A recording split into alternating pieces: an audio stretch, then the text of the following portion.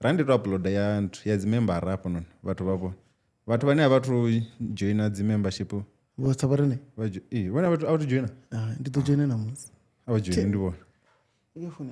vana nthu ndi to vanekeza chifo chelete aya chelete kasiliche ndi ugai membership R30 nga mwedzi vakuitanga 3 minutes uko toita zvinhu ndoita nthu azvodzanye yobva ivatuni inoni usiyashu wakochiwa ndikuri nikufoda vatu vakuri vona live so chipenye rendi miamuraro gagachera chakeke vana vafuna siyanidiye no ndina vatu vari kuita ntorange mufumadzi wanga navana so vadzira kuvona izvo zvithu mara naone vane vatoifuna social media nje ndishuma ngayo ndayakwamba zvone so unayezo zvithu ya nebefore zvino ndasina na tiktok marangandire yapulwa pangayo hey munhu vakushuma man then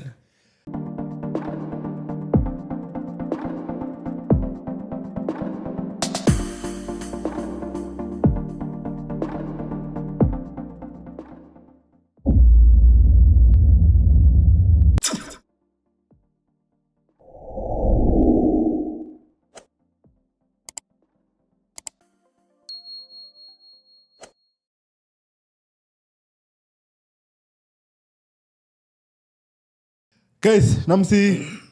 unondidhisira mubhiki apa zvinhu dhana mumuthu waspecial rote rinotoma ulongori vauri vadodhana zviliwa chi zvino avongoridhisa ndi muthu waviri wori kudodhana zviliwa sidhe roeretiwo ngai mwati yedzikota mara nezvete tindonudzonotemini ndinodha ndikubva ngeti ndikuchevuri ndasvika apa ulenga totonga ndikoni nyaya dzakana mini nditone pachipinga ndizondagudiswa zvonori waziguda kai zvozvikudhura miyanga kungutisa chipinga nene muthu ane bvanakana ndivhuwa machilonisa ndosvipana vanhu uvhuwa machiloni tovarisa tutava natoni pachipinga natoni pachipinga zvotozidonichimbirira ngangona nadhuva lanoliva lwasetiya zvavudi ara zvitozva navhuwa chipinga nazvoganaiza zvavudi edha ndikuya petu kana kwaka ndovhuwa natamba vachatogwa ndotambe navhuwa natamba ntamba mano narelax unovevapeto vakurenga zviliwa vavano muthu azongotamba unokurengesa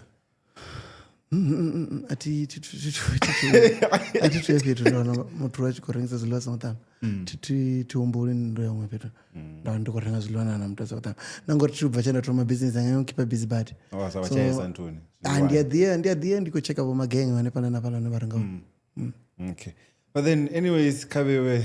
thank you for tuning in namsenudani I was still saying ndonondisira muthu wobhika fani enough vati vadhivina dzina vadhiva ndakuzumbura mulovori tipfinyi muthu vapfinyi ne the hotpot kitchen zvine marofi ndizvonesvo zvine zvava zvizvavudi uri nichamba namuthu niyambe ndikomuintroducer ngabusiness yavo uri odhuma ngazvo because nane vathu vachimudzori black couch I'm like okay zvine chunga zviyokwadi mara like okay it's fine zvitamudzori mushumo wanga ukuvonara vathu so nendodzora nenyafuno namsi hapana zvinana ndivuwo Pablo Chiorori Pablo ndosvikira hebro ndichibva vendangi ndachitanganyisa zvithu sezvikonoite ndachipinga ndikabva mutoko 18 19 20 ndondihebro pano apotanganyisa zvithu reva ri kuti muthu wakurengesa nthu narutina ndikotoamba ndachikonoita zvithu zvite tira chavatoko rachikonoita dzipati dzehouse party ndachanganitira house party ndatanganyisa navathu zvatangana zvithu zvachichimbira so majita tomambidzora andi Pablo latanganyisa namurivoni vamutela yelatiozulazula ine ingasidzoude usina chinokuita yachichironi zvingasiite toyange vekurana memuri vekurana ete hai vachiwavotovera mini venda vachiri vathe hillbro then ndikwamba tichibva chipasa grade 12 ndichidha panoni zvikoroni zvona ndosvikira hillbro rarujena kai chikoro ndojena Central Johannesburg College CJC Parktown ndaona diploma yanga nepana yatourism chaona tourism yanga ndatoa ndashuma zvatourism zvinhu zvazopfupa mabhuponi aeroplane nanenge. We know losing a loved one is never easy. At MR21 Funerals and Insurance, we understand the importance of celebrating life with respect, care and personalized attention. Join our packages from as little as 100 Rand and have a dignified funerals for yourself or your loved ones. For further assistance, contact them on 015-151-0251 or 0252. Or you can contact them on their cell, which is 061-509-0700 75 or visit them at Happy's Car Wash Complex Chukudini opposite Harikotso. And also you can find them on their website, which is www.mr21.co.za, and follow them on all their social media platforms, which is MR21 Funerals and Insurance. MR21, Pro Respect. Oh. Wait, also Uber flight attendant in tourism. It's part of tourism because it's in line of hospitality and stuff. Yeah. Yeah. There's Popane for 13 years, I think. 13 years, somewhere there. Yeah. Then I came up. Oh, okay. If I come 13 years, because ndakubona ndandikondojena LinkedIn ndazvonzora. Hey, hapa mtu vaita ntu femini. Vaoneza serious vavachichi ngori ndoenda zvibona I think zvoita uri ndiazime uri wewe flight attendant ti nandoona vale vaposta vakaamba uri 2022 mushume waye wapera and then 2024 zvanga zvachimbira zvavhuḓi and then mumwe muthu ada comment vada vapostela comment achikaamba uri you are the reason enough usumbedza uri sky is not only the limit. Then I was rava muthu vacho it's either a pilot kana flight attendant. No pilot ndachizifuna ndachizitoda mara tumwe chakonera va pilot and then unadzidzira restriction inji ndina thaidzo nyana khalito langa lemwe left so asitode yezulani nichikodoita pilot so mutova ni 100 feet vachibzori class 1 medical certificate so nditova nikobona zvakuti nikofa zvakuti namini zvinoenda ndingasitu I think zvaleto zvacho ngambaizisa nyana tumwe chakono yange koita kopofisa aeroplane ndachingazvitakarera ndachingazvitu zvabad ndachingazviita mara ndoguma ndikuti shuma ngangu mukebini anepala safety officer ndikovanekedza nazi drinks anepala zvazviliwa ndikade wakazo zvazviliwa ndizvuzanga ndikade rikazwa riko niexplainele uri ndimini namini apa noni una mini arali vasale zvipiyo kava vasongojezva unona nduwa una ndungu so zvambori mene vachi vakadala zvori ezvibhanda nikezo vachi vakutaruchedzera safety office chotienda bona mtu wa munhu napalani mani vaona titozori mipani kutangana navo vaona rivone rari vaone vanji tela company endachimoka vavaona okay ipiyo company ndicom ye vachirana British Airways na Kulula so sometimes nachikawanika Kulula which means ndawanikosikura mona neva wewe George sometimes navanika British Airways unoenda ngaye vo Harare vo Mauritius nanda ndandia nepa regional amara zvifani vanoyanda ti asfani ndivanodianda kambriya it was fun it was fun I mean it was mshumo ndi lifestyle ndi lifestyle but uri uphela mshumo ndazari yar udete plan B so ndiwone mshumo wapera hola ndichi ndiwone mshumo wapera hola and then ukopera ngamini ngori company zikovhara kana uri training wa vatu kana yotoliquidatiwa company ngadzi 30 dza June 2022 yeah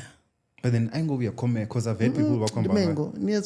mengo ndi inokuvuya zvino iri konyagovuya inokonyagovuya come marato ndonofana ikwambiwa ufi ingavuya I don't think so ingazivuya zvambori yavuya afi vatu vothe vavopandira kavavuya weni vakozotori nebvanikane ndiyazitori bvanikane kotombori neni vasangombara ndonova mntu mulwane zvino I think ndizvavudzi ndoona mshumo ndovudzi izvozvo nichikototo ningoitavo grade norobva chikoroni namini vo 20 something years izvozvo ningoyaka vo 30 40 41 I don't think ningateranda 3 days yate 4 days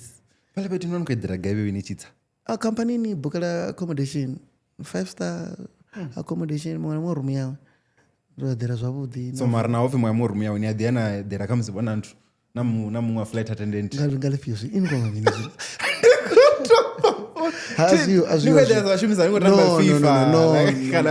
ndichekere mwautianara ningodifurana na mungano wano ndiyakona ezvilakarava vachikonoita nozofi dziflying partner so nendiyakona ndifly naini pedzi chipinga chinji ndifly naini so rarikuyava cape town rakona riri very ubona zvimwe humwe ridhidelerana niachidholerana unataidza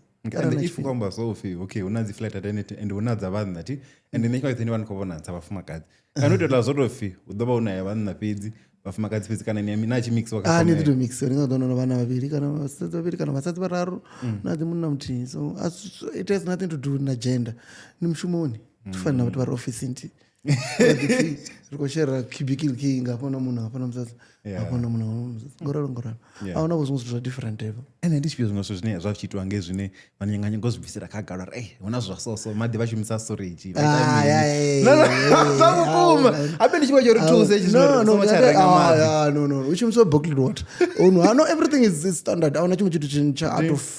out of norm chenanga rochihamba avo ri apa zvine zvokuitwa zvona zviriwa ndegrade A so tosozvingonani kuzori vatu vachikuzvidza kupupa ngamandarina vatu vatsi chipinga avachijeritou ende zvinhu zvinotanazvinori vatu vatsi vakonobarira chipinga charoplane aroplane chitunga 11 avadzisuka kura to 11 and abeti unachivhara namini wacheka bag namini udiva airport namini zvisu zvine vatu vatsi vatangana na ndeme ine vatu vatsi vatangana na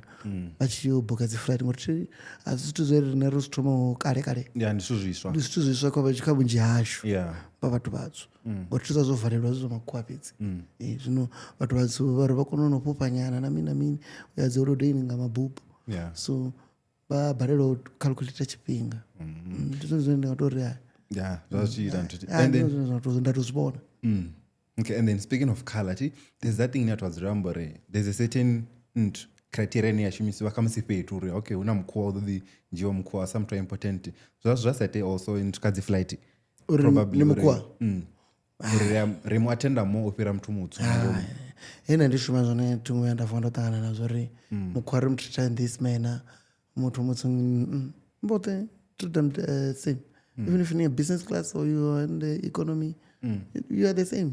You are in the same cabin. Nazviliwa ndizviti udhiro vari kamza udhiro chincha womenyu mara zvokobva efukofi kwanda okay ari tamatisi ndiliti tamatisi ndiliti aunofila wa business tuzozorbe ngangeni ngangolale roto lialo zokoroma ngangiwo ka business class bakola femin couscous and something there then bakonona champagne nyana so different ni ravala bakola zvitu zvanonga zvikwinea nozibona ni kuri but ni nono tuva ngumune zonzora kwini rika 20 rika 20 dosika chwa chiti ndarikobotsa kati the bottom line ndio riko kusvika hapo na riko safely. And then the biggest one I've always said it dela yofi but apparently zvita ka cut the so kayamba because I don't think unamtu akata unobona so fe vafumakadzi vala flight attendant apparently vavidzwa ngala mauti dzichelede ka business yo ka executive anenge dzi business akufa we can sleep with you naripa ranipa chelede so kabandala zvonatsa itu iwewe hey ino pesa situziyingana no man I'm sure I don't know zvifa I don't know zvifa tutuzibona ndingasitaire atitenda zvine ndisezvidiveni tinoona vafumakadzi yasiyatenda no vanofumakadzi mara neti tuzibona ndokushuma padevelopment mari tituzibona titotangana nazo ndasiri ho inonilingedza ne samuna ndabudza muna no vafumakadzi vazichelede vafumakadzi babidza muna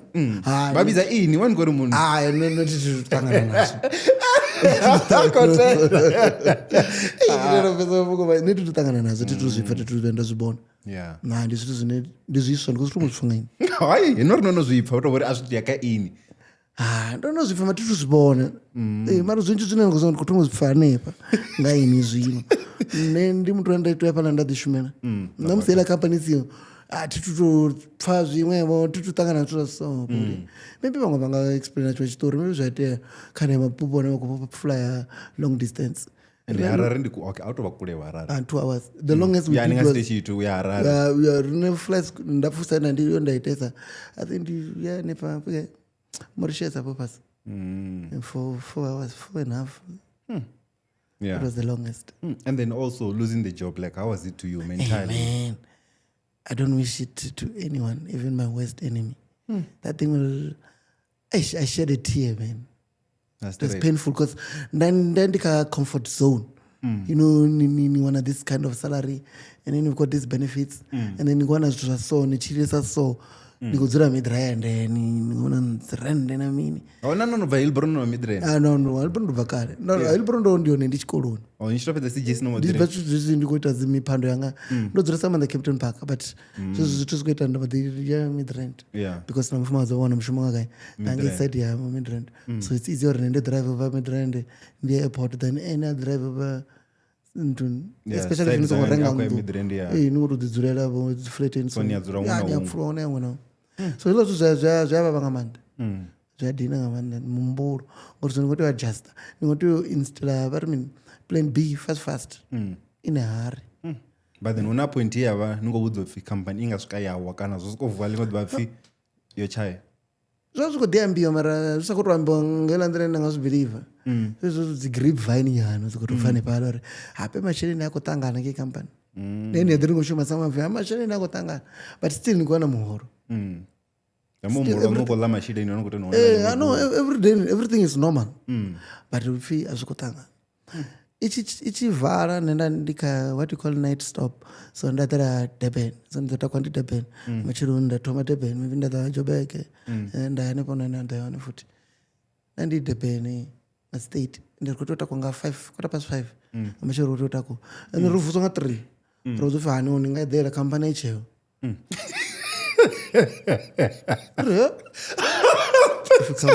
company cheo mun abeni njeno ndikotofoneliwa bengoribo ndidzodelani phone ndodzirayo ofyedelani afa apo ningadela yaita bo 10 ni ya company cheo phone makuwa pano ni odzira namdzi ari company over sorry ayimon ngosela tiyo like the rooms of I like it doesn't exist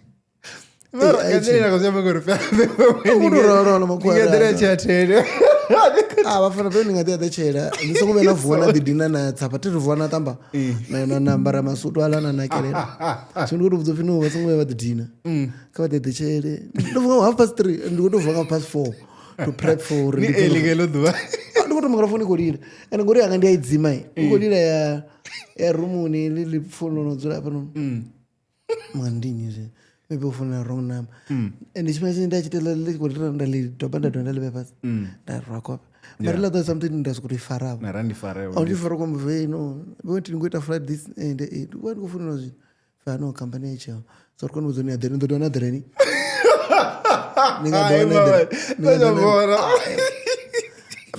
ndikuvusa vamwe tangana pasi ngavo 4 munopi company liquidatiyo zozori hapano nizonotangana nazo ari kutiyoseka zvaso mara delivery yanu irong ndikuti ndikotondibudzanga ndira yezvamanga ndikotoramba ndikotozitarisedzedzitomuzono navanhu votoambarira no company yacho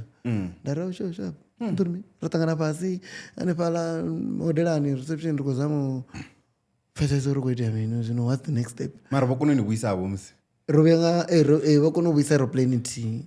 yava ngoti chipapa kwanirwa nolenda ezo chitwa liquidation ya airline iwe to ground iwa zvombori AXA is involved zvombori company la ikokoroda AXA and apeni aeroplane wenotakwa nolenda ikolenda ya AXA master nendi AXA so itobhadhara AXA zvombori vanga vopedza mimwedzi vasakobhadhara AXA on that day vari vayanga payment of this nature ela company vavavhara mborakisetututani likuteta company vachacheteni vaikoroda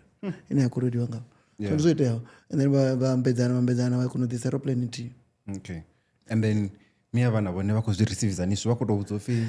achena mushumo ri vodzura midrend no ene imunhu uchiro kudhakaini anikawo utowa dhakaini inotorana ngori miya vanhu voruza mushumo ngamachi ndaona kuti vonoudza mushumo ringasopfuruwa ngoripo rona vangange ritovona richapanga vatotoda zvimwe vonavone votini mutu maybe vadowana mumwe mushumo March, April, May, June ndine so ri vaviri arina mushumo rina vanhu and mtakazi watodheya munhu mtakazi wajuni wapano anotoplana fast unoona life yani so ana ndichivuya ndichivabvudza rabe ndotofona machiro ndavudza rave mushumo uchena wopera palevelu mushumo atichena mushumo asi kupfesesa adzira chitori zvakuti nemwe mazuva ori ano achena mushumo ngori azviyokaini zvinhu zvikakampanyi nini zvopera tingotopandiriwa tingotoita chiti tingotswana mini and then wopera zvinokutoplana fast mara tiri nenamuturu ane napfesesana naye nafunana naye ari nomala right nonanga right ni ava stable yani nomala ndomala nga 2021 ndomala asi chipiri ndomala wechichitava chipiri ndikotohamba razvo ngasi chipiri ndomara tozotina ringi vomari ndomara ndoita zvozo zvino zvatoitiva samunna urini so yeah nga 2021 ndomara and then mufuma tsa ndinontusa uri maybe ndisitwe into depression yeah zvidoruga ugonitusa ngori comes eno vonotangana nazvo wavhizo zviitiswani kana notongori unototangana nazvo ngori nenda ndikuhumburaisa ndikuzama uri ritochirisana ndiwa munhu nati ndiyosapota abeziva nichinemberedzera mudzane ndiyosapota ndoita mi ndova boss so andienda kutontusa uri nonzongowara zvidoruga ina musinchameyara tozvitutsanya but rova nomwedzi miviri pedzi rova najuly nomwedzi mutii just to plan what's the next step because we are both not working and ningatsudzure ni vaviri sorry ningatsudzure ni vaviri mudhini usina income nari ndidolindela uri nditothuliwa ndizvone what can we do now and then plan yavaipiwa plan nendori kaikarete so tini ndidiva vato ndina connection yavato anyone konobika plan vabika vatu vayatidhala vata vabikiriwa neplan yanga ndari karire dziuber maybe dzitori truce chelete idzi dzichibva ritouber hanedzana nayo aisafe and udovasa kuita chito ene ndirina ringata true no mara uber aisafe ningakadhilova anytime guru ingakadhitura iri kufirst insurance mari yatura in that 3 months or 2 months tikurukiswa ridola mini ofanesa then raguma kazobika achida raplana ubika ritobika gai ritozvitomisa hani ndezvo ratopereredza kubika nenda richibva chereti kariringe trailara dani kuchimuna apollo sainwi itorisazekaraudanda apollo ndari anonza tipolo riringisa apollo ringa chibaki ndaringa nachitrailara now situation zinoyosara kavari ridoringisa gai rawana brege mungano wanga I have to give shout out to mungano wanga mumwe rotondwa Stanley mudau wamasuta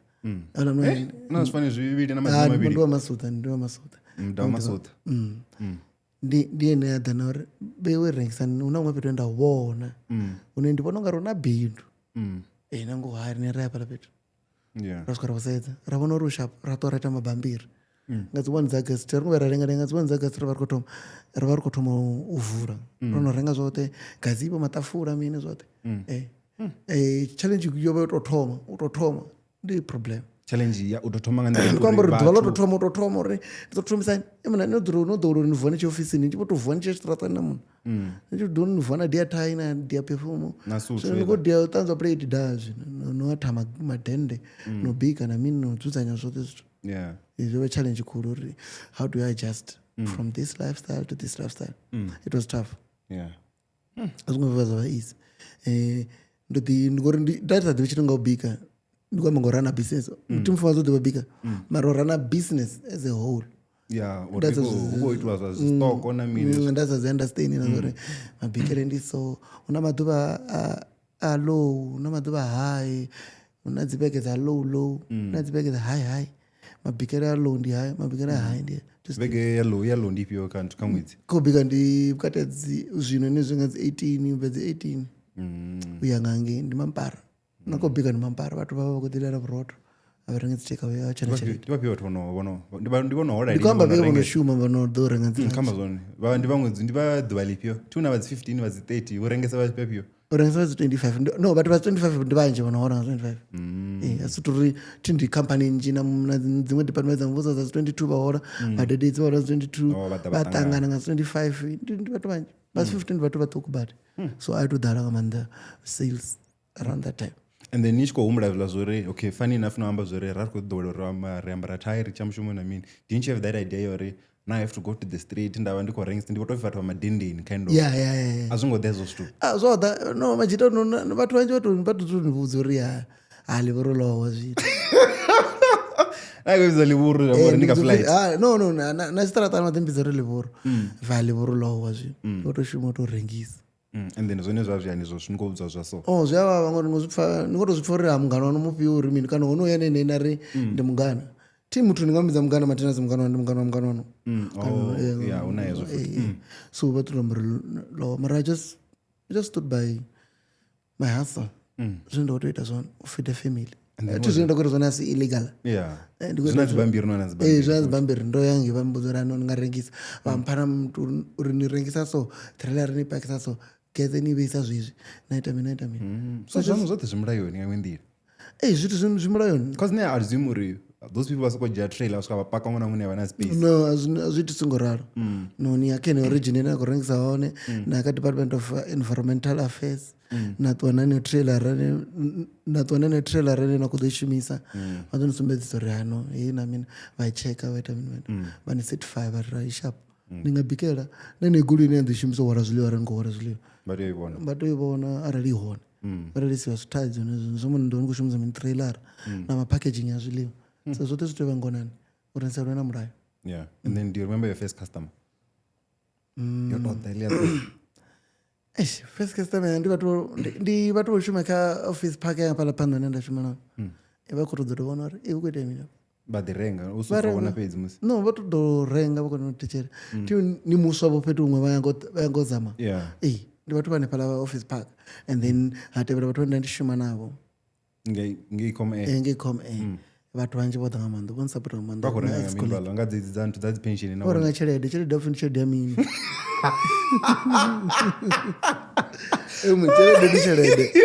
tshelede apfhi henu ndi tshelede yo ita so tshelede ndi tshelede vha khou renga tshelede zwo ri ndi ya mushumo wo fhiraho kana ndi savings dzavho dzo matshuara no nṋe ndi khou ṱanganedza ngo ndi tshelede i genuine ndi ya vhukuma zwo ra khou ita zwezwo. And then do you regard those people as like supporters kana dzi customer because there's that thing inati vha amba uri hari khou tou supporta mini but ravana muthu ane ni nga si ri ngo supporta ni na nḓala ndi vha na nḓala ndi khou nyaga zwiḽiwa ini khou zwi vhea zwavhuḓi ni khou zwi vhea zwavhuḓi ndi zwi dzhisa zwezwo ni khou zwi vhea so vha khome vho itisa nini no vha khou tou support vha khou tou support ngori thi vhonda ndi sathu vha na kama ngori vho nthusa no ita the other event that we did there just to generate money. What event was that? Vho ri khou ṱangana sa excom employees so ri ḓo ṱangana company ya excom employees ri ḓo ṱangana ngei Pablo zwiḽiwani just for a day ra renga zwiḽiwa ra mini vha ri Pablo renga bikani zwo ḓala ri ḓo ḓa na ngo vha ḓa nga tshivhalo blind so that's a support because they team up and then vha create a WhatsApp group and then they came vha ḓa na dzi drink dzavho vha renga zwiḽiwa ha dzuliwa ra ḓi haseledza nga zwiḽa na zwiḽa just also no to supportana ngori after mushumo vhaṅwe vha sathu wana mushumo vhaṅwe vha vhono wana mushumo vhaṅwe vhono thoma mabindu vhaṅwe vha sa ḓivhi uri vha thome bindu ḽa mufudaḓi so ra ri khou tou supportana emotionally and then amongst the group pala ini khou ḓa mzori the thoma business khamusi muṅwe wana muṅwe mushumo muṅwe fhethu and then vhaṅwe vha khou kundelwa no ḓizama u supportana uri okay ni nga ita zwa so na mini ra ḓivhudzisana vhaṅwe thi vha na dzi pride vho so mara ni a ḓivhudzisa uri ndi zwifhio zwine na nga zwi kona ndi zwifhio zwine na nga yo bva vhugai kha ini a vha ambi so ni nga si ri thoma ni business ya maṱiraka muthu u bviriwa nga 150,000 ni khou muremisa ṱhoho ngori ṱiraka ḽi ita vhugai na dzhena ni kha maṱiraka ndi ḓo ni dzhenisa kha u rengisa baki kha zwo delivera nga mini muthu u bviriwa nga 150 firstly zwoṱhe zwi bva na capital nori no shuma miṅwe mingana no shuma miṅwe mingana na shuma miṅwe muthihi na tshi nga bvelwa nga vhugai roughly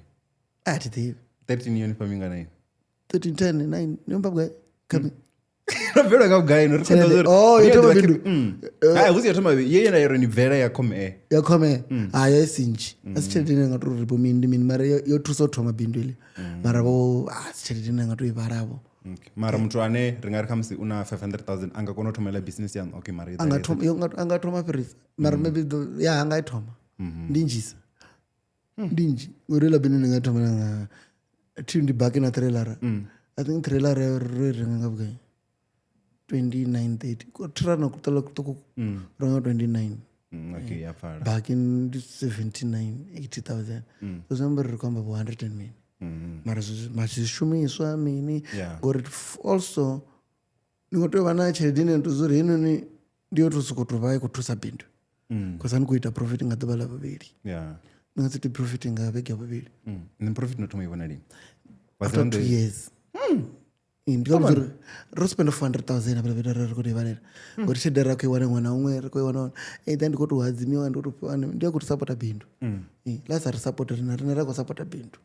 and then for a year and 8 months man then kwaona guy ori ndiko continue either way azvika profit cause namwe mutana for 2 years mwa wote wopera ndisapita profit tu ropera rayani December radisokunjanga maningi radorabuya radopera 5 za January that 2023 that was like 4 months rakontinue mwa wote 2023 without any profit ndingatoibara ndingaibanda kuri ndingarenga buruku kandi ndingaisangana chikoro cha private no zero and then asina zi conflicts ori business mtu anga aikoshimbira zvavo iko release challenge nami obviously the one dzangasikondwe mutani usina masheleni waruiwa kuma arina bindu loda unotakara zvino ndizanotakara namusindisa kuita profit ndizondodzitakara ndingosvipa inondiva ndikundodzitakarira namusindisa ndonidzi vanonoona zichelede namusindisa chete chirede nazvino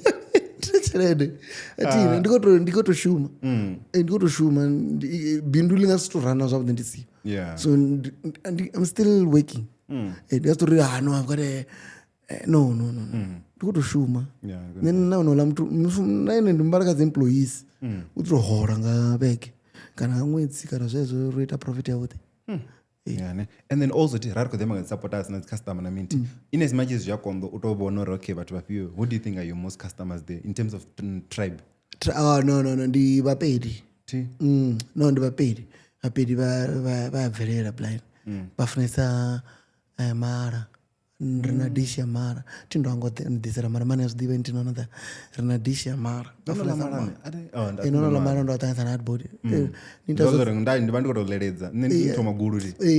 ndive nidiya maguru so mara vafuna ngamanda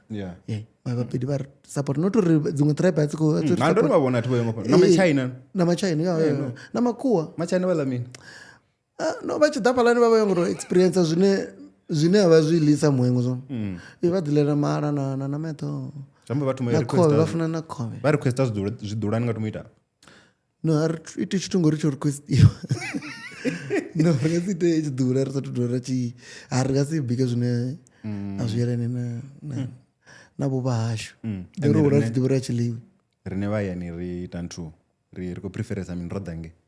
vavenda niafuna udhana dhilera menyu wote vana ndifunesa mashonje nahardbody zvipanda kavavenda mara namara vadeta mara hardbody vavenda vadifunira hardbody dembirango namato nditirolavo ngori tiyone ande tironodhiviswa yone rodha pachikwane asi zvino musirivhenda ratozorenga asizotofumini nama yakolomorila inama yakukuma rila zvezvo beef stew roita stew nastew tiri nacho just to balance the equation okay and then the last time richamba ndichiri you need to come on the podcast I remember nanokombodza ri you once approached Inosol domambangadzina auna imwe ndira ti nari nyangoita zobika kawashawa at first then abakodera hazvingasikwana dzemimi and then later amadzitomaita zobika lazvo ndizonifarisani muntu achivonga otoni no ndi idea tindi ndena akototoma achikototobvotoma and then andikori ndidomutosangobika angove atori minivo otori enenene angabika tudova kudobika chide zvizvi zvipinga chikadiya udzozora ngasimbidze for 2 weeks andikubika and then andobva dabika no inoisho ndimukomana wanga so ndomupfesesa palorenenene otoma zvangi mara ngasozitoma zvozenga chipinga chitii uye wadzitoma apalava kuitozvozvo dj yanamini and then the next thing ava kubika ngange nanena andikubika ngange side uyadhidadhila nange kani onayomusazonorwadhalana nendiadhiandakanokodocheka uri spices zvangapa zviyani no ratusana savabiki arili vabiki neasi tax association savakutuchana ende vatu vakuzvivona from far vamulonga ri huyu urwa nahula huyu handa nahula and to your surprise then ndichitoma bindu ndotsividziwa nga vamwe vabiki varine vakutibika nevagautei udhiambira kumbiro ramereki kumbiro mutsepe wazvibodo nengi fika limindlela ngangeni olephants ndonomva kwambiwa ndimento yanga finyula mujita unobhika ndi cisco uwana na ntuni apa oliven apala apsa ngapala unonendo vendaya mani unobhikwa tsina N12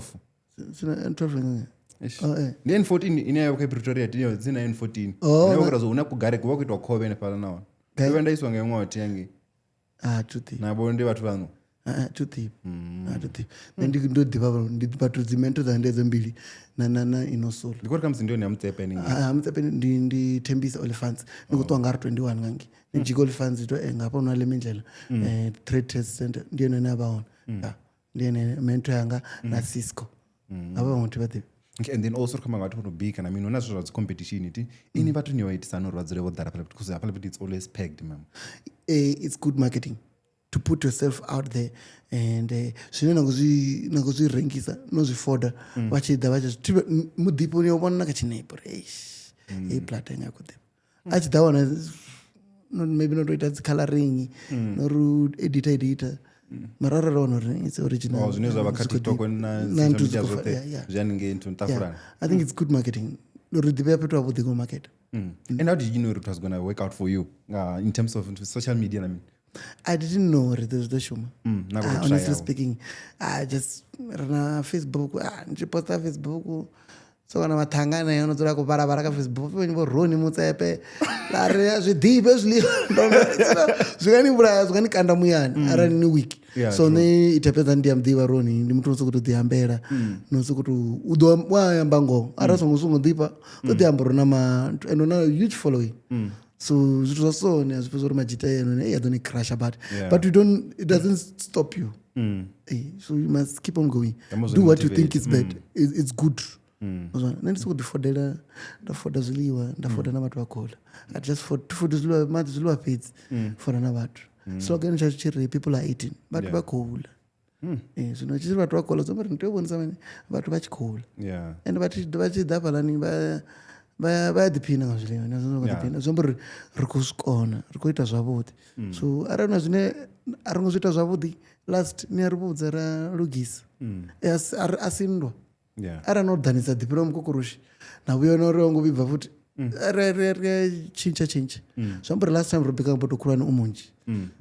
ritokata mumabhikwa mwetoko ingoranonga riatecheresa vantu zvambori would you believe lazvori zvambori bad publicity is also good publicity uri wala mtu comes ukoni say ukoni trash talk ati and then vatu vadha vakonyangoprove uri ndizvone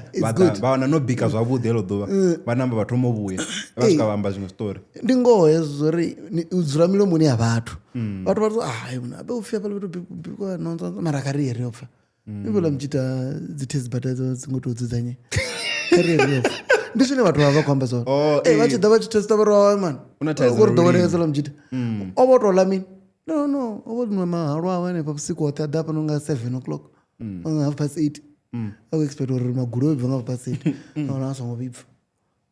ndiswa so uamba bubi sometimes vamwe vayadha ngavunji vachangobona uri ndingona notobona uri ezvona chikuniamba bubi vayakila page vavona malei vavona nesetup mara chidha details vozo rapid kuliwa tikuzama murori nendeiwanisa ani what kitchen man hey mutu anori oivona oivona ambudza ari remidhirende limwe dhuva ngechipingokumbudza rikempasi ndonola ilo dhuva nadhana ringa zva 60 rand nyana just totechera nditolisa zvezvila chipinga chote asi torivo ndakoningototechera ndilisa zvezvila yeah but you never stopped coming you kept on coming which means utobva Bramford ya Midrand for zviliwa that's a good 20 kilometer zvamborinorikunofara zvavudi rarikubhika zvavudi nendonofara zvavudi chimwe chete chendadzi every time so ndikabona navantu vandingaveni chidhidza chidifoda nendasatotozidhiva zvavudi zvacompany yano nazvapodcast ndachitobona zviclip ndazanifollow iwolini izvo ndoriniposta limwe dhuva nava black watch valanepo and ndikobona comment zvosvika 6-7 black watch zvamodiamena tomofodiwa bade nichidha zvinondira vasangosvika vasongoimalainini zvazvimari ndibonanga zviyanei zvori mutu asongoimalaini because minimini niazvita hatitizviiti uri mutu asongoimalaini mara una vatu vane ndotoma navo ngamanda ubva kare una internet sensation like nionori evege rikotrenda katiktok hatatara ngamanda mara tiri kavalani vano tindia zvido zvone nechidhandola mini so ara nikodha ndikoniwana kandoniwana nainini that's why ndisatira zvino zvozvisva ngechimaite ndichidhani vanchiudza kuti ndikodola ndinipa zvezvo ndidonipa zvezvo nadzura ndani pazvo chafuna maguru ndotomotechera dzikove dzidzi tichira ndzikovera kamenyu wacho zviluwa zvacho zvasvika 8 na options zvasvika 8 choose from okay ardobanga zvezvo also ti ndikauya kailela uri nititsanozva vatu vadziri vodhara ti nangodhandariviandadhibuso rana mutango kanotoshimisa mishongana cause nadhale ndayati nisiyo ti ndasvika ndarona chimwe chitrailer ngatsini chosokotomobvera tofunowe ndazitoenda ndachibona dhana ti apa toona mutuna mutipedzi lainini apalani mara vatu vakodha vachihuma dzikodha dzikuru dzichimena zvaro zvamba vatovodha the hotpot kitchen mara vakowana mutu asiyo vahuma because I think ndilabda ndanifona ndariningana ra ndoposta kawhatsapp ridha ndisiyo nami ndari tingobara ndachijena ndakonovona status chavanhu so lazvo vatu anifi uri vadove vari nimishonga muna mutu tsinaini mara akuita chitu auna mutu tsinani namutu avopaka lingodhivani ndichidha ndi vatu zvino maybe ndamwana uri ariyo iweekend vadha vasakovaya kutraila kwavo ndidzi opportunist vakunyagori bewinisa udhiviwo ngori rono vapanono namwe trailer rapa arirenge pakela trailer ndidzi opportunist vakunyangoswa kuti graba nendichivuya vatuwo nendichitovuya vamwe tu so wai vasadzuri ratoita competition yahealthy kurengisa noona kurengisa so ndisuzviti so aunofi apa ushumisa mushonga anofushumisa no and then the hotpot kitchen is okay is a big brand I mean mara when did you know rine brand yachiyohura zvino zvakuma it's out there mwamuwedhiva man that was I think 2024 which is last year no 25 no beginning of 2024 wait ini yetomari nintu 2022 1st July 1st August last year around June around this time where we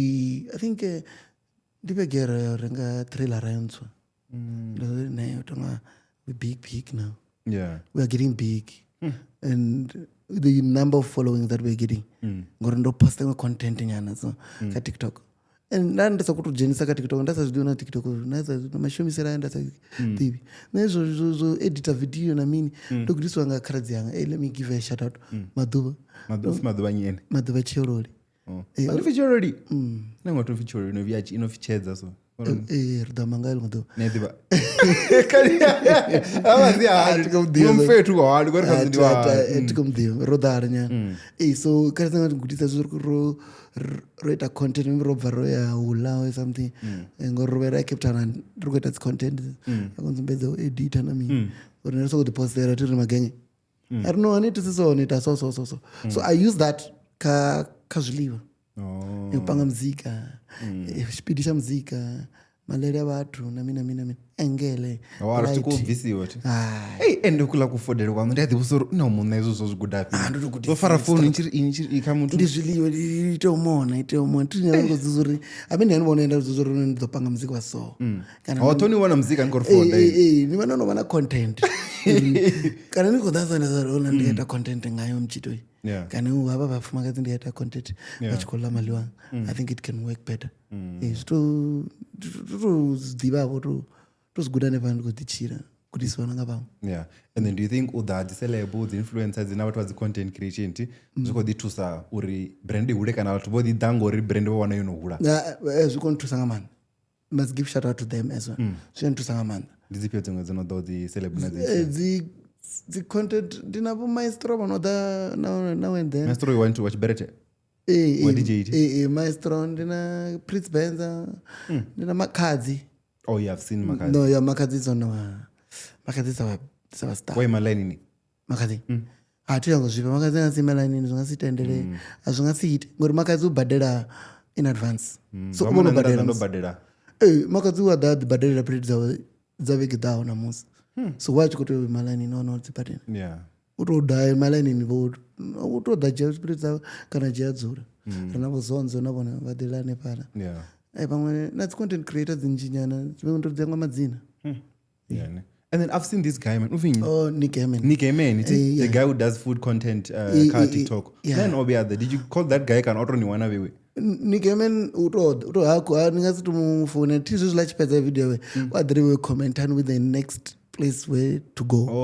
so a lot of people were tagging us on his video they were tagging go check out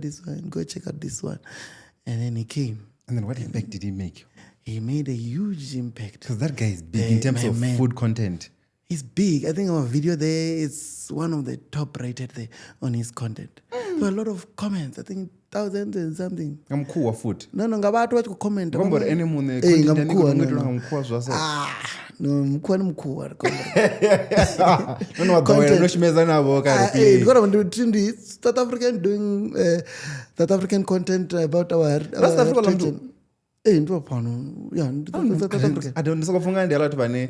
ndivaseli ti votodo try swithu zva Africa no he looks like that guy ngandreni ushuma FM musingamachiro really I think he's a host of a breakfast show FM from 6 to 9 something like that so he influence yawe yobanji and ndayibonela into ndari ndishitoyibona ndari heaven ni came in oh yeah the whole kitchen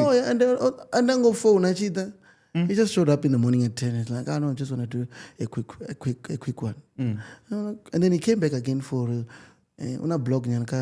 ka YouTube if Nick eats or Nick eats or something like that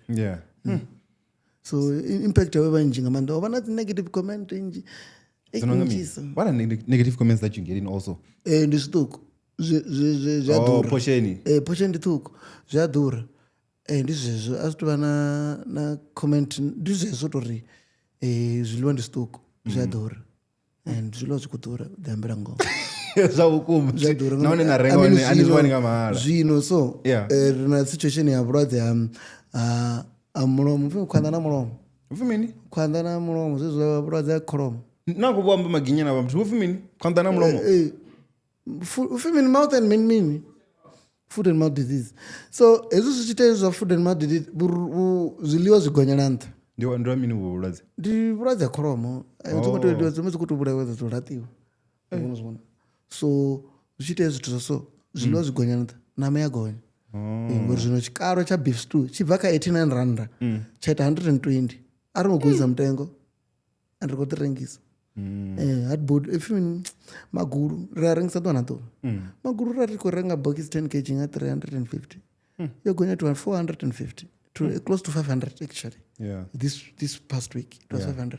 mari khou ḓi renga ra rengisa a ri ngo gungula ṱhoho ya kholomo na u rembisa muthu na rengisa yo gonya nga nṱhani ha vhulwadze so yo bva ka 300 and something to 410 mara you have to business it yorana now so a ri nga si ri ngori zwo gonya zwithu nane ndi gonyise fast so rather ni fungudze portion mutengo we kept it that way but then okay now that unayezo ti ndiata ndichibvisa zvore okay if ukofi petrol yogonya ti taxi nji dziyagonya hezvi petrol ichitsa adzitsi vunji hadzo ti so veni zvitisa ndizvo chikholomo dzichivotsana zvithu zvichiuya kanoma nyatsitsa plate ari ninga ntana ari kugonyisa plate ari kugonyisa mitengo nga nṱhani uri una vhulwadze nga mountain disease and stuff ndi inflation ichi adjusta nane ri tea adjusta every year zwithu zviyagonya mitengo ini inorenga swigiri last year 5 kg na ṅwaha nga May andingarenga musini nga mutengo muthihi unoshumisa last year so why nne ri khou tea u stika kha mutengo muthihi zwithu zwi khou gonya iṅwe zwi kone u pfesa business ya zwiḽiwa i tou ralo ṅwaha muṅwe na muṅwe vha adjust a si nne ndi ndoṱhe a si rine ri roṱhe vha straṱani ndi na dzi KFC dzi a ḓi gonya nga dzi 20 randa nga dzi 10 randa kana 9 randa ya ḓura phisi tharu i vho ita 89 randa ndi nga fura nga phisi tharu ini ni vhavhili okay 80 randa ni nga fura nga 80 randa ni vhararu kha ikonomi ya sireli okay fine vha kuya ngola vha vhararu kha rini plate nthihi vhathu vha khou itiswa vhogazata 80 randa no mara vhaṅwe vha nyanga uri plate ya 8 randa i nga fida vhathu vhararu na tsho zwi no i nga si fida vhathu zwi khou ḓura mara arali ri khou tou amba ngo 8 randa ya fida vhathu vhararu ya fida ni uri handi khou tamba uri like ndi khou nipfesesa not uri ndi khou tenda obviously nṋe nanga 8 randa ya musho ndi nga si fure ni nga si fure nga 8 randa especially vhavhili vhararu ni a fura 8 randa ya fida muthu muthihi ya fida ne plate dzasho ndi khulwane arali vhuswa vhuṱuku ri a nengedzela arali ni khou nyaga vhunzhi 10 randa vhuṅwe ndakhou vhuswa ndi mahalana ngori nṋe tshine nda tshuna ndi vhuswa nga maanḓa eda 10 randa ri nyaga vhunzhi mara ri tshi vhubvisa phala ri vhudza ndovha shapu na ri shapu uri ri nyaga u vhona plate dzo ḓala ri khou tevhula vhuswa ḓuvha ḽoṱhe una hezwo na zwone uri ri nga si tou tevhula vhuswa every day and ndi nga si vumise na ri u ḓo dzhiwa a zwi itiwi and then also speaking of hygiene ti muthu ane o shuma na sa flight attendant ane hange fhethu they are very strict on dzi safety measures ti so nanga fani vanongoshima na zviḽiwa hune zviḽiwa nazvo ndi zvinwe zwine utodzura una safety measures chifhinga choṱhe so ni insurance ani uri vhathu vha khou ḓi ḓa wana fhethu hune wa hygienic clean chimwe na chimwe tshi right. That's why sometimes ri tshi vara or ri to ita deep cleaning once in a month ri a vara and then just to clean the place and clean the zwithu zwine ra shumisa tanzwa trailer mabodo na mini deep cleaning ya serious ri make sure nga zwizwo. Other than that every day ri go clean up la una ri shuma lona or namusi ri chaisa vo clean ri tshi vha matshelo vo sharp shumisa mishonga thatha dzi thunzi na mini ndi dzi challenge ra ṱangana nadzo ngo shuma strata ndi dzi thunzi. Yeah. So ngori na magulu na matho na mini obviously thunzi dzi ḓo attracted ti ari khou rengisa makonzi while kodzhenela vha ndi atiko vha dzhenela ndiko to amba zwikonzi azwi thunzi ndiko to amba ngoralo. Yeah, to amba ri vha zwikonzi mini ndiko to amba zwikonzi nga zwi thunzi so ri shela mishonga ra vha vhathu vho fafadzela na mini. Wa bizana vhathu vha ḓa beta vha ḓa vha fafadzela nga maanḓa ya tshilimo. Vha September nge vha ḓa once a week afafadzela plug yote afafadzela fhala ngoralo. Okay, and then also I think hange fhethu odumisa nga COVID ine I'm not really a fan yo try zwithu zwiswa nṋe ndi a khou try zwithu zwiswa so kufunga what is zwa ita ndi tshi dilela maguḓa hata ndi ḓa ndi modiri ndi a bva ndi khori skandal to come sim kokoroshi ni swika ni tori nyaga mi nda modiri magulu tizo zwa zwo bvisani thoyi vha yori kokoroshi mulomo ari magulu and then so it is exam ndo stanganyisa magulu na something new ndo skana tanganyisela zwo don't answer na tights so now so khove like you do manga mini what's so special about the fish man urela khove ripanga kamenyo odamo mjita so are ndi wena ngo bika ngo introduce arto zama khove zamani khove so ritiri cho zama khove palani I don't know Tanzania Tanzania don't know if kwambiwa tilapia yeah so ba muthu angari nditoita ngela ndine na to ikata ngapakati zvaute na fry zvaute ndingela ndire la munaro kanyanga ngayo I brownish so rina ndio ne right zvabuti and then rather na plan yo ritimini gwengwelele la hone like relish nyana so relish ashidi pa ngwendile nemara titu vafena khove nani mara vhathu vha ifuna vonofuna khove vonodiva khove ratela na relish yona so vonola khove nela relish va swifuna vhathu kama series ni fana na yanga iri ya upofa no variko shavo la marambo ne ai mfari zvavuti na okay ndi vandu ko humbulo ri lato swika apa ndi ila ndo zori ai mfari zonda ila nga nchinyela duva chipinga chinji tazo noni la no tambula not really ndibva piti boy yangi madamoni nando so nandoni ndi roura nga dzikhove ngori ana ruvuva pala andina chimwe chabofa dzikhove nji badi nisongwana doba munhu ngaita khove zofa yangovuraya vatu tazofa ngami tazofa ati dikama ati mutu waneta ngochira na khove dzidodineta nganji adzipia ngina na khove dzina razishimisa adzipina ndoni ngori ringasikona kuti dzitevera venda every day ngori shumisa khove njinga man. Okay, and then kamenyu pala wona besides khove nini vhathu vho yiro dum ndo vhona na Miss P odo lion angoda odoita mini da ringalo nga khaladzi yawe aba tkuita mavudzila do mara plan yaba yohuda anda chingata murati mara doda zvino uri doda weekend va kerekeni so do uri doda nyazo ngako ndo nda kerekeni na ati ndikotamba ngori ndori khaladzi ngori khaladzi wena mungano wanganyana wadabati pala chigwena mushai so wadabati pala so ndodirika mufoni na mchekara kerekeni so mara ano udoda ndiayani vatotoyoda ndibothe vala vatechera mbidza chida Miss P telefoni nzokoreyola mtu wone mamdao ndowitsolo rudo dalini and then amba dovane ndori mdao senderana and the niyago share tafra na MSP rashira sofa mararo ngopedza anoto share tafra hanga uzina camera ndoro foda nenda bvakazo ndoro foda nikula ani for ditipa la mtu vadombonana wenda rivo resign apa zvichaire zvino arizi promote andi anoona mutodha na mtu wamungenge nadziso kufumira ila zofi customer wavo idzire right ari concentrate kazviliwa zvarono ndi mtu wanya ari generally marongo mangu ari generally ngasiri na msinoda na tidziso rubishakano na walani ndikupiwa ngazivuzari na msinoda na you record customer nje tupinda zvibudzisa tinobudzisa ndiri kusori ndibakola mini and then ndataguma nepo ndapa zviliwa zvavadzira pasi bala vapedza vari baba uri machero vadananyi vakointrodusa vatu vaswa karini inano valododuya na mumwe machero mara zvamisipindisira sinzokwama chibaba tinani kamba ngori una mini kamenyu afala futhi vane vangakunyakudzavala vakuzofara kamba ngakove una mini una khove rina hardboard rina maguru rina mashonja rina khwanda na mara ndongo mini nama ya toho yone mbudzi rechiita nyana mara ritorema nyana yadhura yes mbudzi kudhura and yapadza chikwana yadzi fresh man nguluve I eat anything pork. Why? Vari ndi ini kana ndi vatu? Ndirine ndiasiri tindote. Ndirine tutudzira patara zanyo no. Arari kachimbira kailaini kari vekanto kapoko. Abali poko kana ndi mishavi kana mazioni ale poko. And bagomba mazioni ndidzi customers achikulani but. Like vapedi yodarisa vazioni. That's why I'm saying nakalaini yashu ndichibara vatu va the customers anda vapedi vantangini. I don't think kuri arara kuseva poko zotoraro. Adobodara vewe na vatsonga na dzimwe tribe. But ariti poko. Mara okay ni ankoita ngori mini. Vado daba pfai kunuka kana mini. Ro decide poko. Because I feel like shambore ringadala rava vanje. Abale petu rato rotopedza rovara fala petu raya umwe petu. Because I feel like ukodalesa. Zongori panganda pressure. Zvavokoma. Niyafuna vadu arivhure chipengere. Rati unokambora uvhure chipengere. Bakuhamba rikubata sheresa arivhure chipengere. But rigudha kavo vochimbira voendira before rine. Nacheka vatu vanji navadhiva vovhura humwe. Azvingochimbira bovhara. Dai kama zvaonori. Don't you think kamsi zvingadhana zitaza zirent mini zvinhu ita so zvine anizviti like madhi adhura pachikwana madhi adhura ngori shumisisa madhi manje chivodobhadhara madhi a 8,000 ragoinsa plate zvino inena kuri kudhura kuti 800 raita 110 kana 105 ngori tiri kubhadhara rende and ndotira mani ndikalanile namala so nandozi nami unozvona zvidhana nthu mari ristrata unautofuna todhurula strata for now ri kutodhilana na strata rauta strata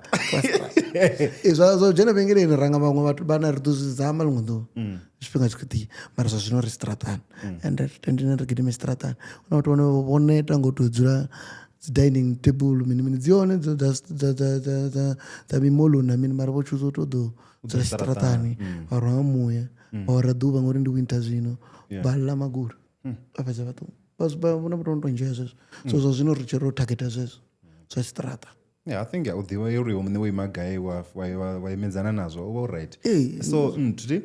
sorry in terms of staff ti ndonoonesa rapala petu una miya vana obviously ndiyavadhiva ti and then havana vati vanofana na miya vana pala petu ila ndoitova family business kani rofi batofana mini utofana kopeni ningaona maybe and ndo ndichidela dona mana ra ndimratwa miya vana ndari apo kuroshima family kurotusa sometimes riva na challenge ngamanda ngori trini ona ndi weekend mushumi mukene angoda mushumi mukene nene ongolongechi so mutu wa queen watsine nerangambidza ungakadiva kaladzi yanga ungakadiva sivara changa ungakadiva muratu wa mfumavasivara vayadhavala vayadha vatusa arali unotovipa ngamanda month end rapedza vatu vatsini vane rangato ringori navane vanodhavala vadha vari mashomene ndiyapi then utotoda mutu ane adoto atoma pasi so tonga muratu wa mfumakadzi uyadhidha wadhivala mushumo wadhavala tusa arali available and then rova nauri mumwe yarufuni kana mumwe ja 2 days leave nyana uiona dzilive ndi company kurani no niatendele uri nitoawera nyana navone vaswapo votori ndikorombera 2 hours nyana ndive nditobva zvinoti ndizotoskedulwa rotoskedula zvaudore no nendotovhuwa ndaita izvino ndaita izvi ndapedza ndakidimurangi una mumwe umuvharirawo nyana ndisiyo ndiapa so mutu watsini anganaitusanaini kaizve ara nomugudisa udova maybe mutu wahanu kana mutu wanena mudhiva kana mungano wanu asi family business auna mutu wacho unoshoma nemtii nimuratu wanga ushomane pana na muratu wanotaka mti mfunga zangu vindaka then mutu unoshoma ntaka nende mti muratu wawo vamwe vototoliwa ngori rosedzero ravona uri vakonobika vakona mushumo and rari kwamba nafinyi hola muna chipango waemarudindwani akuhamba zori nṋe ndi shuma na mufumakadzi zwi thusa izwi na izwi na izwi nga ngei khavhiwe zwi vha zwiyani u shuma na mufumakadzi because ndi vhana vha no sokou ḓimela ngei miya vhana vha khou ima vha sokou ri mna a khou ita tshithu serious vhafumakadzi vha thusa nga maanḓa ngori vha responsible mugenge a thoma no halwa zwino matshelo a nga dzi bvelele ende matshelo khou muṱoḓa ende ni ḓivha uri ri shumesa vhari nga weekend ende magenge a funa weekend uri avha vho to chillaxa ndamana danza vule nga weekend vha nga dzi vule magenge na ri ni khou shumesa na vhanna ngori vhunzhi avho vha a ḓinola mahalo then avuka matshelo a vha si productive ngori o no nwesa kana a ḓela nga 4 a ḓa ri khou ṱoḓa nga 6-7 so zwi amba uri vha ni kalo ri inwisani hani matshelo khou vuva ri tsha mishumoni zwa so vhafumakadzi miya vhana ne nṋe ndi vha responsible nga ndi muno ndi vha responsible ndi tsheka bindu ndi vhea bindu phanḓa ngothi ndi zwone ndi ni vhuroto hanga na vhana na miya vhana besides bindu hone zwone zwithu zwine nda kuzwi ita ndi ḓi thuswa nga bindu tshelede ḓo dzhena nga bindu asi thina lifa thina mini thina khotsi vho pfumaho thina iṅwe backup ndi nne muno so ndi ḓo ndi khou ḓipengisa ndi tshi khou ita tshiṱaratani ndi a ḓi alwane zwiṅwe zwithu ndo ḓi mbona malwane hanefhaḽa midrende kana ndo posta ndo no vhupfa mara ḽitshi tsha ndi ḓo ya mushumoni ndi the same method nda i shumisa ndi nga shuma aeroplane natshi ḓinwa nda vuwa nda yo phupha kana nda nwa ndi khou phupha thi shuma nga mahalwa nda nwa ndi mushumoni nani ndi a ḓinwa ndi mushumoni sithu ndi colleague mara ndi a ḓikala na ḓivhea zwavhuḓi na ḓiposishini zwavhuḓi mara tshine tsha khou ni itisa ni renge halwa ndi mushumoni na khou nyaga u thoma zama ndi u laṱedza ngori wavho halwa ntshi ḓo vhunwa ni ḓo sapota ndi nyana nga ndirengela ndi nyana nifonela ri ḓoḓa ndi to ni bvisa ndo ni rengela halwa ahuna and then also in terms of hezwo halwa ti na tshiṅwe tshi ravenda I think ile ḓo nda fona na raniwa ti akora nṋe ndo ḓinetela tshi zwana na dzi vacation kana no ḓinwela mahalwa no ita na mini zwa zwiṅwe tshifhinga zwithu tshi iteavho mara na tori nṋe ndi nga si vule ndo neta zwino na thithi ndi khou sapota miṱa ya 8 not vhangana phala fhethu vha 8 ndi khou amba dzi out not nne so nne nda ri thi khou vula na musi ndo neta ndo kangwa I think I'm being selfish you're being very very selfish to the masses ri khou tea u sapotana sa vhathu vhathu so vha shumesa na vhone vha ḓo hola zwavhuḓi so ri vha sa shuma ahuna muholo ḓo ḓi wana ga tshelede yo vha badela so ri khou tea u vula and then ra kona u ita uri na miholo i balance zwavhuḓi zwoṱhe zwi tshimbile nga ngona muṅwe na muṅwe ale ngori vhuroto ndi vhunzhi ndi vhuhulwane ndi roṱhe ri nga wana ri nga ṅwata and then ni tshi khou amba zwori ndi nga si kone uri vho ndi na musi a ri khou vula ndo kangwa na mini do you think maybe if na swika khapo nne na kangwa zwa khou itea ti bala vhathu ndi nga si vha trust na ila vhathu uri vha nga i rana business ḽo ḓuvha nisiyo kana you guys need to be the ina miya vhana no vha nga i rana I just need to get stock or delegate someone to get stock like the other time Rari Venda they were running it to nice and easy izwi na zwino ndi khou ḓi bvela Venda for 2 days na ndo dzula Venda ngi na to chillaxaho ndi khou ita something so ndi ita ndi tsho cheka uri vha khou itisa zwone na u fhaṱa na mini na mini so ndi khou cheka na zwiṅwe uri vhathu kana vha ḽa vho ita zwone na ndi tshi badela ndi vha ndi khou badela zwithu zwine nda khou zwi vhona ndi ita ndi tsho tshika ya nda vhuya no dzhia tshiṱoko ngori zwi a nthusa uri ndi yo dzhia mashonzha ndi a wana yani mashonzha avhuḓi okay and then also rambela zwiḽa zwa uri vhathu vha khou ri fhaṱani mini minarei a zwi zwithu zwa zwiwe kha puḽani yanga vhathu vha songo mpha pressure ti so I would want to ask you like ini mine no rali so no dzula so like what's your 5-year plan no tshi to sedza hotpot kitchen because ndi khulwane ende ri kha ḓi ḓo ḓarela fhethu not uri vhathu vha khou mpanga under pressure mara not uri vha khou ri kha ndi vha khou ri ndi pfutshele kha u renta na mini ndo inspire badi nga ndi a cheka vhaṅwe ri khou ita zwine ri khou ita zwone vhafi vhanyi vhana vha munati mini vha munati chicken vho ita zwavhuḓi badi pala ito zwo pano ti ndo tea u wana land na pata zwithu zwa so zwithu zwa so zwi kha plan nazwo if hezwiḽa zwa fela zwi ri ḓo tou pfulutshela fhethu na ri ḓo tou ita na khawatshe zwavhuḓi hezwo ndi zwine ra zwi puḽana uri ḓo wana bulege ra ita tovha na nekelela nga nḓila yavhuḓi ine ngozvona and then na to gochiwa zwavhuḓi to na vha na dzi variety dzo fhambananaho na nguluvhe ya kona u ḓa zwino hayi nguluvhe khoḓa ari khou ri kupfulutshela fhethu khou ḓa nguluvhe khoḓa and then ra ṱanzwa khawa ra vha na khawashi and then ra vha na radio nyana just to ita mood iwe right nyana not uri ndi khou ita hafha ndi khou ri khou ratselana and then kama zwa chicken I had this question now Yori do you ever think you would reach a point na ḓo tea vha na phenomenon na branch kazopfi huna humwe hange kula zvirisky ndonozviumbulesa man because as the other guy wawoda wababa ndingayevhula imwe babana ari zvawo zvaopisa nazvo uri mwacho asi kuita zvone hange uwisa naini ngapa no ukwamango amango mara sky is the limit so sky is not the limit yeah ndikombori ningaita zvona zvo zvine yangu yazvo ningaplana nazvo execute zvavhuḓi given a chance and space but uvhura imwe zvazvino azvo kantu karada yacho ari zviri kuplana uvhura imwe ronovona ringatovamba nanga madzena mini ronovona vovhura vatarauta apa nonote navhenda vavhura malamula vavhura madhonzi vavhura gaigai vavhura chikwaraatiseme mutemadzina mara dzila dzevadzivhura ngeni dzilakahei vangada vatotanziyela navone vanhu ndingavawananitusa naona nomboro dzavo namba navada vatotanziyela uri hei lairaivhurange yaikolalakaheyange nani harinyange situation yaso ngori ndiso ndikuti nastandard zvingasifane abeni nauchakababa pemene vatowana chikoro chinenitogudiswa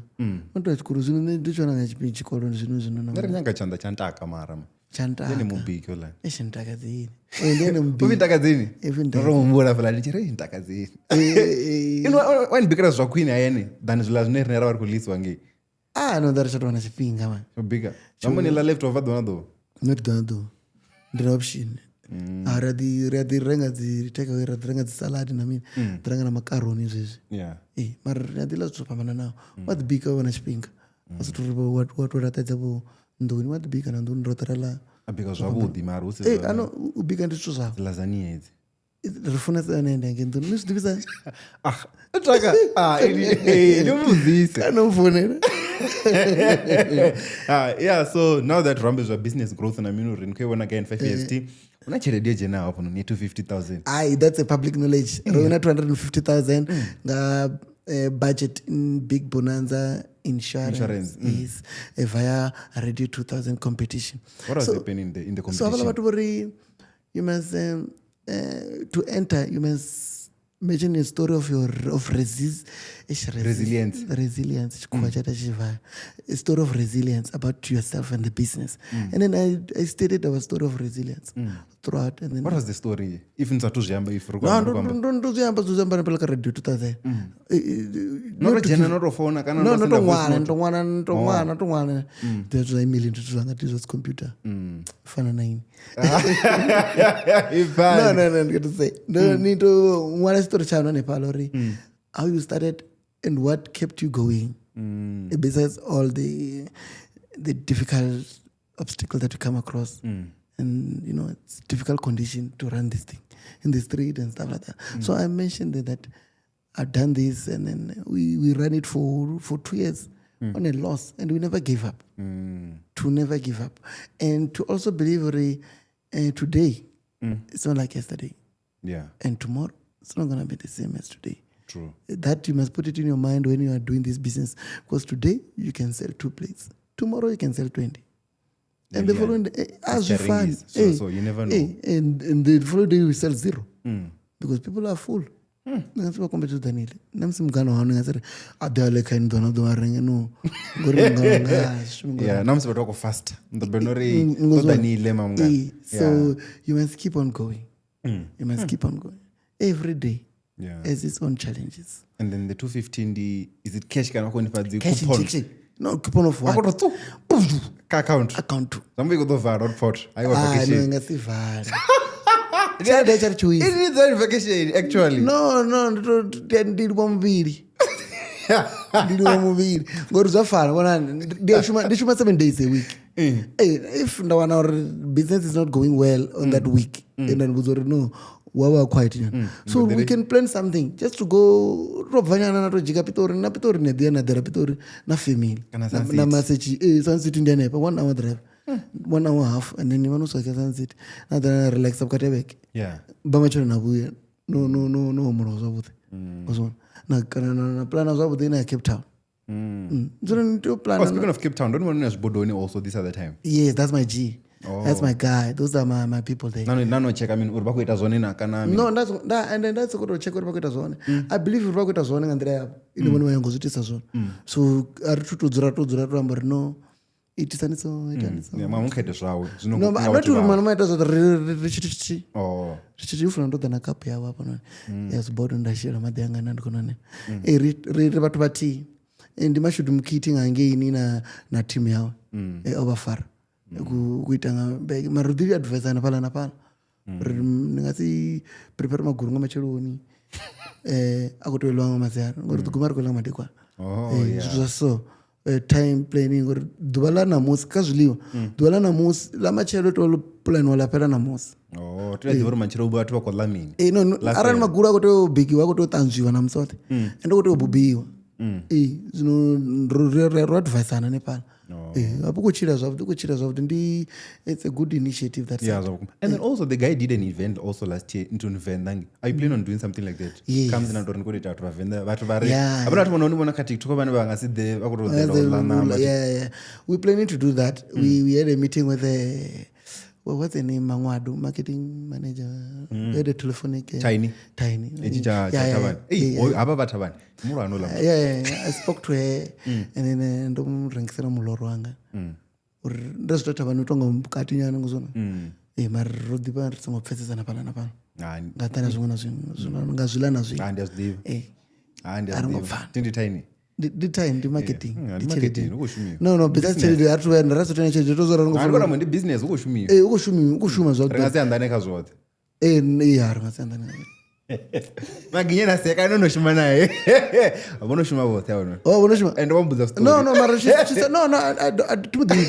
to the person ndotoka mufone na. Adini man. Adini. Naruti. Ndizomene wote ndovanona nda. Tiotoya. Tunakerera. Ndikotosenda story ari pekona. Ndikomba story cha business. Kutosenda story changa. Tina dhan kore kharadzi yangu tonakera so akomfara so. Nimani kumufara zvaso. She's sticking on business. She's standing on business, that woman. I love her. She's standing on business. Yeah. And then she has valid points. And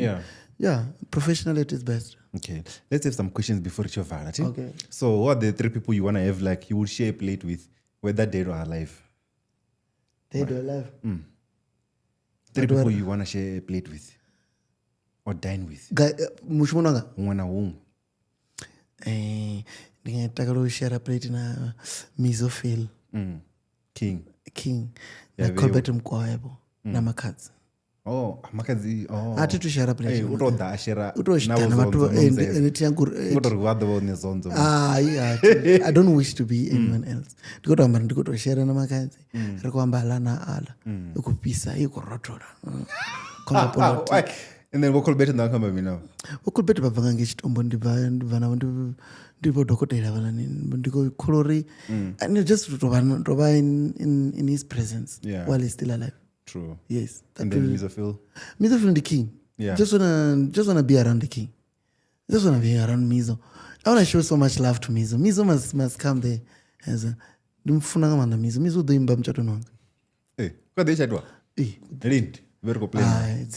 Don't invite. Thank you. Mara Mizo do ba ngipa. Ono dala ngi mara.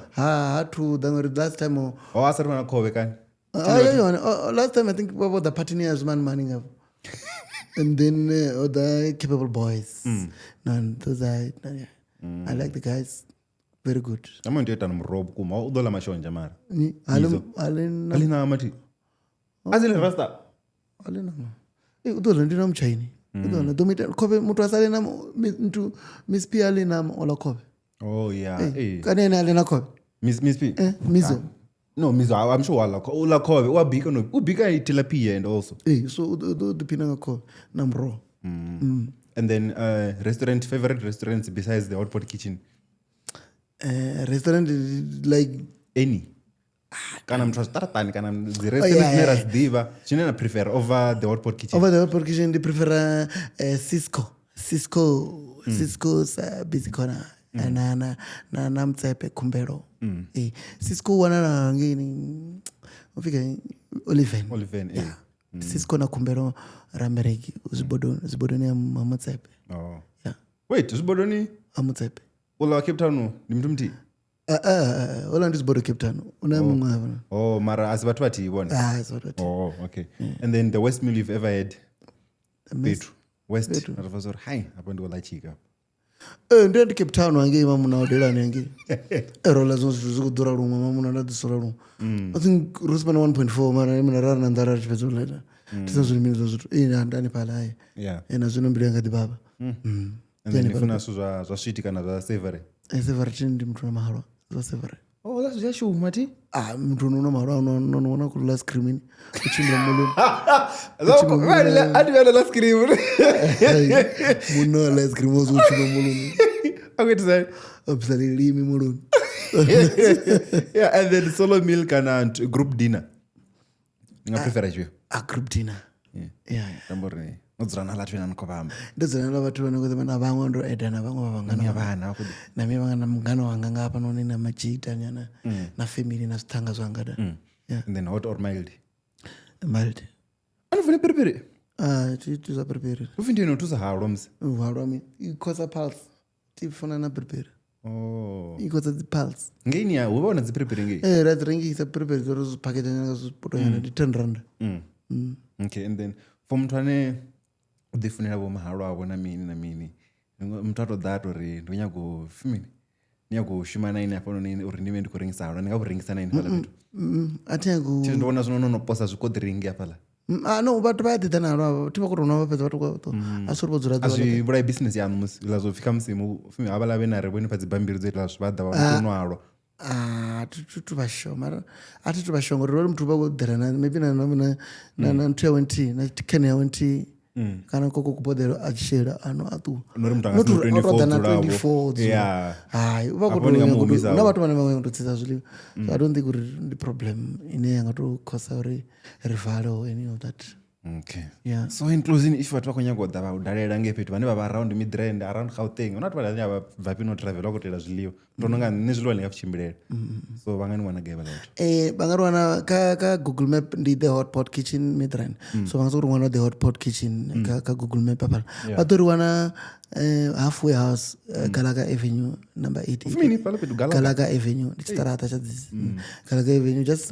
halfway house ngapala murawa Galaga Estate tsina Shell Garage rivhura dhuva nadhuva ifresa kuvhura before vachirera vatotoma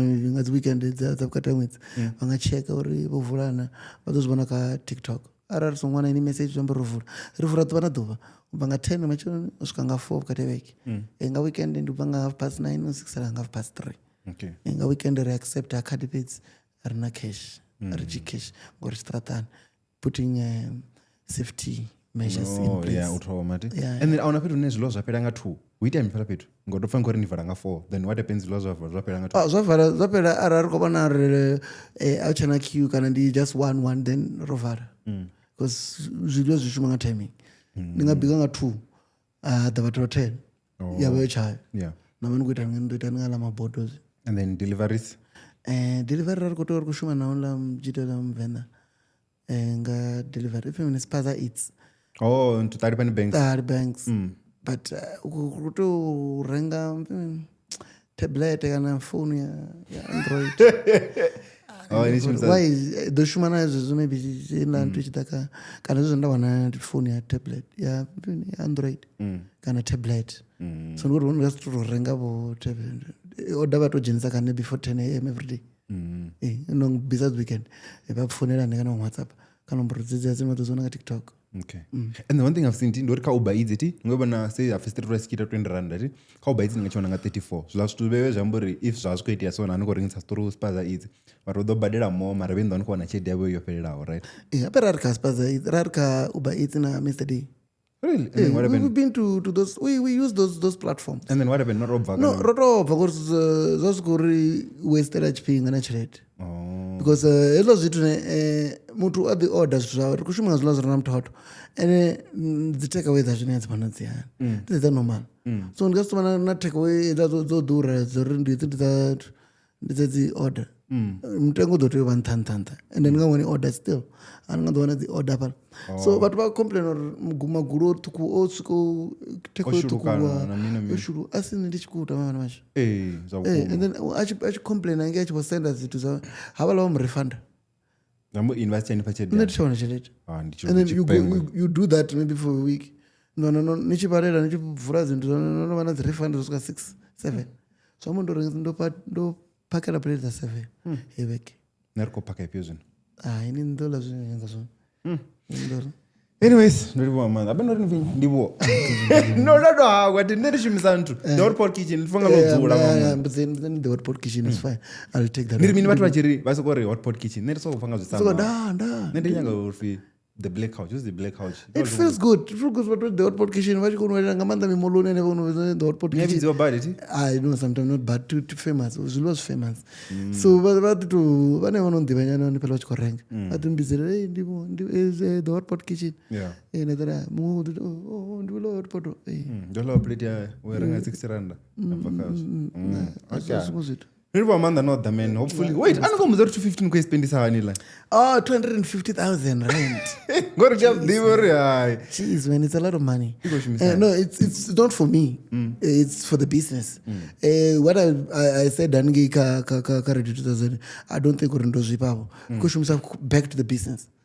I don't think nemune ndidotogaina ka 250 but then are you aware na the badira inoishumisa back to the business because you badira mushumi no ndikundifesesa mara ukotogaina vashumi vano uri tusa urusvikisira better than I so vashumi I think they are the one that is going to have a big chunk of that because rikorenga trailer rantsva ya heavy duty yaula mushumo and then namagazi vomaswa and trailer randi 100 so cheledela situ vanjinji mara for muti ndinji kona vaviri nevanisha mara for business I think idori tusa and then what happens with the money neyajaina do you guys like sort of pay the salaries nami nichipedza ti nahoda ka profit vewe as business people nami avana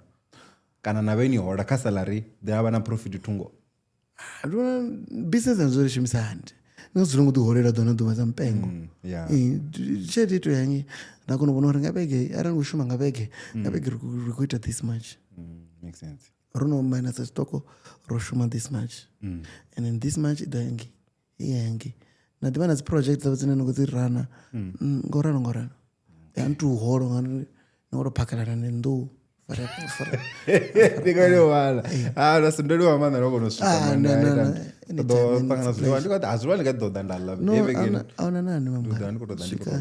svikanana chitu so kave unosvika panoni guys hani zvilo handonozvila namini zvabhadhani namini atitobafeni mara hapana ndozvauri hapa ndikuuye kana mini kana endobva checho atitohuma andonoyesapo mara so zvino ati kutozvipa navona vatotoda vatodhiponentotoda nadhiponena napsamudhiponera maybe aringofara zvavo the last bother vabuye futi rivona uri ridozvifikisa upiriso richimbulesa vavhenda richikuamba navuvi nowisana so notonga kana votorumiwa kana kutoitamini ndirinazvozori as comment yotopata namusichipfuna constructive criticism this is not one huyo toja chipinga chavo ndikalimuya ataipa line dzosvika 5 asi kumupata petu achikonkwashikana so azvitusi mutu namuti mutu aravoya humwe vala naningevhena kana humwe chitrathani achikutipandaira ngori tiyakotswa chamutu zviatakadza kuti vatomubvudza zvavhudhi ararokakasa mwe kuti arugise ara vachikorera yangu ite izvi kana haiti izvi kapa muvudze upiriso rina rodzura ngazvibhodho zvacho zvadzisaturday nadzisunday rorikwamborona mujito lobika kaigaitisa sosososo ringamupata kana vamukwasha vaguma chikutisa zvimwevo ngori vadziva ri vuchiropuwana mara tozvihamba zvavudhi nandira yopata savavhenda rapatana uzvimba pala mizo karimwe rwimbane pala kalbame unzwa that's why ndichimufuna badi wamba ngoona reality nekuitangana nayo ngori vatu vanenge mukwasha nomukwasha also no yanambudzanga JR man JR player narindide muinterview ndikola zviwange ndomuitana ntu ndomusandira inbox nomuzododharine watompedura hodaula mumwe penye asati udzuranga ngeti ndiene neatha badi asati navo nane vala vati Capable Boys ishofuna ndoda nambarela ntu yalankana Capable Boys vana label nyana so yathonya enile Yeah, so as I was saying guys, ndoliwa manda ifuna kunosvika pona musararo ndisina muto nobika niye nditochire zviḽiwa nami ari nyotozviambela apfe mini una favoritism kana ndonobhadela kana nobhadela zvine ndingakadzisvita azongokakheya una cherere tichere yojena. So if nokonosvika pano ndoliwa manda, this episode was brought to you by MR21 vevala vane vakaita vakofara dzifuneral insurance everything vamwe china vanyongodhiva nga funeral, just contact them kanomboro dzine dzironipa dza 015-151-0251 kana 0252 then nivafonere nivutse chimwe kunyangodhiva nijoine guys nivaonore zvimutu wadhirowulungwa in style. And then we coming at you live from Panda Studios hanepa 38 Mille Street Bramfontein. Nirazvari kushuta rione vaniitire service dzothe online, video streaming, podcasting. Yashumi tunamsindovonodhana tuvakodovonavona so jambori nave narengai vana vedu chivopfio dhala nchinya kuushumisa so nikuine nabhuka ukadhiva zvino kana navabhuka uchikadhiva zvino uri vani preparere date dzaminyanya yavenu nokuchata nepo. So this is me signing out. I'll see you on the next one. Bye.